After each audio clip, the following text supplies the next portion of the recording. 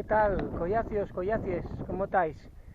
Como veis, estoy grabando parado porque voy subí el balcón de Alacant, aquí en la Comunidad Valenciana, este sitio tan guapo que fue final de la Vuelta a España, y al fondo veis Alacant, Alicante, y un puerto perduro, y por eso no grabé subiendo porque ya era casi imposible. Como veis, una contorna pero guapa aquí alrededor, aunque está entrando algo de borrina, pero veis toda la costa de Alicante.